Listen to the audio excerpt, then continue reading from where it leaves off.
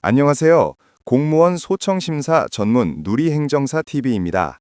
오늘은 특히 엄정한 기강이 요구되는 소방공무원의 징계 사례 중 부적절한 언행으로 인한 징계가 감경된 흥미로운 사례를 심층적으로 분석해 보겠습니다. 소방공무원은 재난 현장에서 일하시기 때문에 일반 공무원보다 징계 기준이 더 엄격하다고 들었습니다. 부적절한 언행만으로도 중징계를 받을 수 있나요? 네, 맞습니다. 특히 상급자에 대한 언행 문제는 하극상으로 비춰질 수 있어 조직 질서를 해치는 행위로 매우 엄중하게 다뤄지죠. 오늘 사례는 어떤 점이 문제가 되었는지 궁금합니다. 매우 좋은 질문입니다. 소방공무원은 현장에서 일사불란한 지휘체계가 생명이기 때문에 규정상 동료 간 예절은 물론 상급자에 대한 반말이나 고성은 명백한 징계 사유가 됩니다.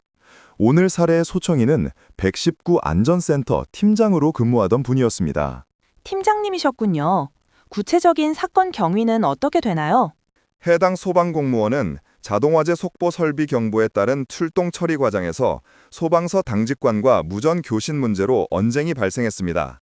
그리고 몇 시간 뒤 당직관이 센터를 방문했을 때 다시 의견 충돌로 고성과 반말을 사용해 언쟁이 있었습니다. 이 외에도 출동 시 무전 보고 소홀, 지정 노선 이탈 등의 사유가 추가되었습니다. 언쟁 외에도 업무상 지시 거부나 보고 소홀 같은 복무 규정 위반이 겹쳤다면 징계 수위가 높아질 수밖에 없겠네요. 소청심사위원회는 우선 징계 사유를 인정했겠지요? 맞습니다. 소청심사위원회는 소청인이 상급자인 당직관과 다투었고 명백한 불법, 부당 지시가 아님에도 당직 관련 서류 제출을 거부하도록 한 점 등 업무상 지시를 거부한 점을 들어 징계 사유 자체는 인정된다고 판단했습니다. 그렇다면 징계 사유가 인정되었음에도 감경을 받을 수 있었던 결정적인 요인은 무엇이었을까요? 이것이 오늘의 핵심인 것 같습니다. 바로 그 지점이 소청심사의 중요한 역할입니다. 위원회는 징계 사유 인정과 별개로 감경 사유들을 면밀히 심사했습니다. 첫째, 다툼의 시초가 된 무전교신 문제가 사실 당직관의 무전기 사용법 미숙지에서 비롯된 점을 확인했습니다. 즉, 쌍방 과실이 있었다는 것이죠. 당직관에게도 책임이 있었고 당직관 역시 징계, 감봉 1월을 받았다고 들었습니다. 쌍방이 처벌을 받은 상황이 참작되었군요. 네. 그리고 둘째, 가장 중요한 참작 사유 중 하나는 소청인의 공직생활 전반입니다. 이 소청인은 무려 31명의 공무원 근무 기간 동안 단 한 번도 징계를 받은 사실이 없었습니다. 더불어 징계를 감경할 수 있는 소방청장 표창 등 다수의 공적이 있었음에도 기존 징계위원회에서 이를 감경하지 않았던 점이 지적되었습니다.